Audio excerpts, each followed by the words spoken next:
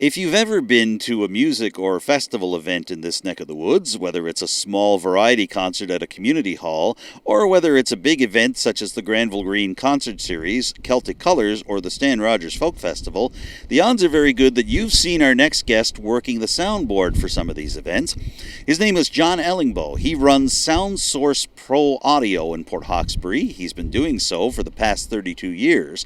And like many other people affected by COVID-19, both he and his industry have felt the impact of many events being canceled from now straight into the fall. So how are things going in terms of the arts and music sector in this neck of the woods in light of that? I decided to ask John Ellingbo some of these questions. Here's that interview now. John, one of the reasons I did want to bring you on for the show this week is because as the head of a sound company, you see what happens when events get canceled and when something like the pandemic sweeps through. Can you describe just the last month to month and a half for you watching these events go and knowing that a lot of revenue that would be coming to your company is not coming? What's it been like for you? Well, it's been full stop, Adam, to be honest. The last event that we did was on March 7th with Matt Anderson. And ever since then, it's just been one after another of festivals and concerts canceling. Everything from Stan Rogers Folk Festival this year, of course, the Granville Green Series is canceled, to kids' choirs concerts and graduation ceremonies, etc. Everything, we're a large gathering kind of business. So pretty much everything has come to a screaming stop. Yeah. We talked about some of the local events, but I think for your company, I think a lot of people should know that you do business literally all across Nova Scotia. I mean, you've been as far afield as Pugwash some years. So people will assume, oh, well, it's just one or two events locally. But I mean, this impacts your bottom line with events going all across Nova Scotia. Well, absolutely. And to be honest, Adam, we travel all of Atlantic Canada these days now. And, you know, in the last 12 months, we've worked in every province except for Newfoundland, and regularly do so. But of course, it is full stop everywhere. And we don't expect it to restart at least until next year. So what does that mean for you and for your employees? I mean, have you been able to basically keep your heads above water? Are you okay for the next little while, or is it going to be a real kick in the pants in terms of your bottom line and for the people that you have employed with you? What do you see for the next little while? Well, we did see this coming, not in a long-term view, but we did see it coming, and we might have been a week or two ahead of it. So in discussion with our employees, we decided to do an immediate layoff so they could get their applications into employment insurance quickly. They were salaried employees, so they got pretty decent employment insurance. So we were lucky to be able to get them out ahead. We've curtailed our spending, of course, to as best we can. We're in pretty decent shape. We're lucky because it's been 35 years almost now in business, and our equipment is entirely paid for. We don't have any major bills coming in that department. We still have rent, and we still have insurance on our fleet of vehicles, and we still have liability insurance and insurance coverage on our equipment, etc. But we're just being very careful. Luckily had a decent piggy bank, so we can hang on for a while. We can hang on indefinitely as we own all the equipment, but when those rent bills keep coming, if we're not generating revenue, well, we'll have to look at an alternative in that department. But we're okay for a while. Government funding has been outstanding for self-employed business people like myself. The emergency response benefit was immediate. The province of Nova Scotia Bridge Fund was immediate. The Small Business Impact Grant, all very, very helpful programs that have really taken the pain out of the monthly rent payment and power bill and etc.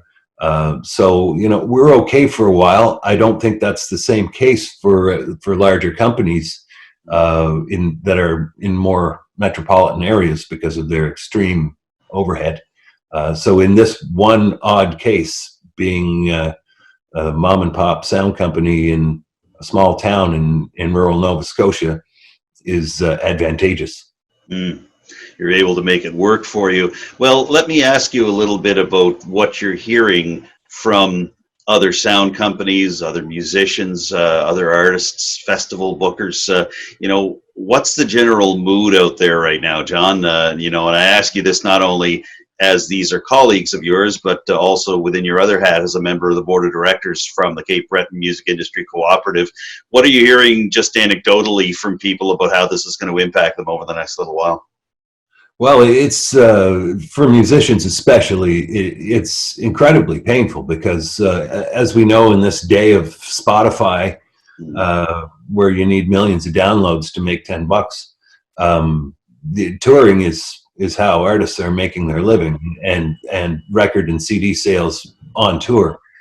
So they've had their revenue streams just pulled completely. And quite a few of them had been falling through the cracks. But the programs are starting to catch up. I sit in on a weekly Zoom call with the Canadian Live Music Association, which is a national organization that represents artists and booking agents and sound companies and everything in between. And we've had some great representation from the federal government on those Zoom calls, and they understand the immediate need for help.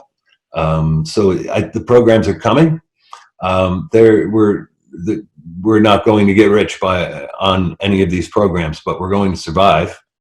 And I think that is in the big picture, how everyone in the business is looking at it is we need to just survive this.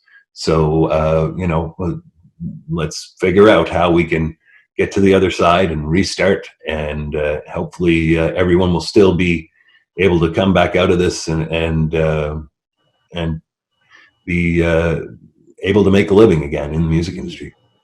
I'm glad you brought up those conversations via Zoom, because I wanted to speak to you a little bit about what that's been like. It sounds like it's been productive, and you're speaking on behalf of the Cape Breton Music Industry Cooperative in these conversations with the larger national organizations and also with the federal government. Do you get the sense that the Cape Breton voice and the Nova Scotia voice is being heard, that this very unique situation that we're all in right now is getting through to those at the higher levels who would make decisions and be able to do some lobbying for you folks at this time? Absolutely. It's been incredibly impressive to me how engaged our members of parliament have been, our MLAs here in the province. They have been easily accessible. They have listened very closely, and I was on a Zoom call late last week with the Cape Breton Partnership, CB Mike, people like Paula Davis from the town of Port Hawkesbury Recreation Department, who is responsible for the Granville Green series and lots of events that we have here in Port Hawkesbury. Wesley from the Highland Arts Theatre in Sydney. A lot of people involved in the arts. That I've seen all their programs and their funding come to a stop, of course, because they are unable to have any of these events. So they were able to bring their concerns directly to Mike Calloway and Jamie, and we got a practically immediate response from Mike Calloway, where he had spoken to the heritage minister, etc. So I feel like access is by no means limited. It's outstanding. He's very engaged and understands the situation with our industry right now. We were the first to go down, and will probably be the last to come back up. So the federal government especially is very in tune to the fact that the arts community is at full stop right now. John, we were talking a little bit before we went on the air about a couple of things that are available to artists and to others in the music industry to be able to help out, at least in the short term. Can you take a couple of minutes just to give an idea of some of those resources and even some of the resources that the Cape Breton Music Industry Cooperative, CB Mike, has available as well? Well, certainly, I'm glad to. First and foremost, if you're not a member of the Cape Breton Music Industry Cooperative and you're a musician living on Cape Breton Island, and when I say that, it could be someone that plays just cover tunes at the local hall every couple of weekends, or you could be an international touring act. Doesn't matter what you do. If you're involved in music on Cape Breton Island, come and join us. It's $5. And at cbmike.ca is our new website. You can join online. CB Mike is a music industry association. It represents Cape Breton only. There are 4 others. There's Music Nova Scotia, Music New Brunswick, Music PEI, Music Newfoundland. And so Cape Breton is the only non-provincial zone within the East Coast Music Association, but we have a full voice at the ECMA Board of Directors. I happen to be the CB Mike board member that sits in that seat. And as a matter of fact, if you join CB Mike for the whopping fee of $5, you can choose to join the East Coast Music Association for free. The resources for artists, musicians on both CB Mike and the ECMA's websites, just the information on the sites alone is outstanding. But when we do manage to get back together and have things like Music Week, the conferences and the learning potential is incredible. So I really recommend that if you're involved in music at all on Cape Breton Island, join CB Mike for $5. It's certainly worth it. We have a great Facebook page going right now where there's lots of live stream stuff going on, and you're going to discover all kinds of musicians from Cape Breton Island you never knew about. Having lots of fun on there.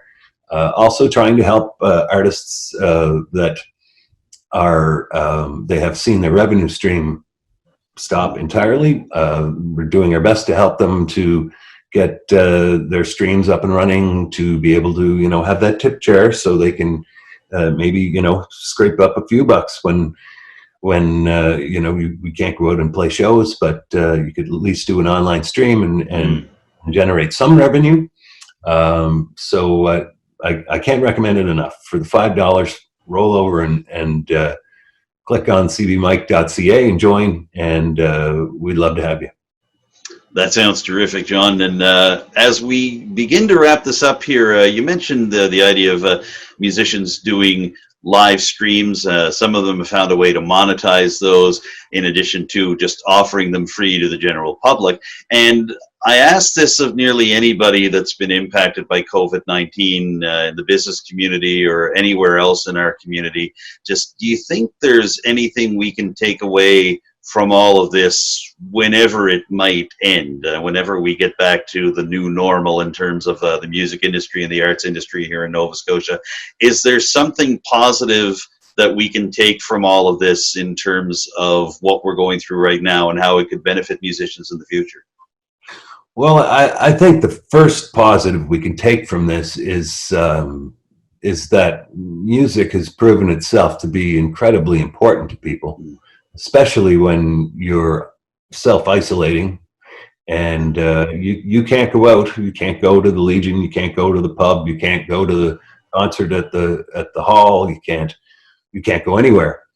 But the music that has presented itself online, the COVID-19 Facebook group on the East Coast here has been unbelievable. And I have a list of 40 artists I'd never heard of, and I have been in the music industry on the East Coast for 35 years, and some of these are just amazing. And I think that we're going to see, I think when we do get through this and we get back to having our community festivals and our international festivals and everything in between, I think that we're going to see a whole new crop of artists that nobody knew about. That maybe this streaming ability has taken them out of their shell and given them that chance to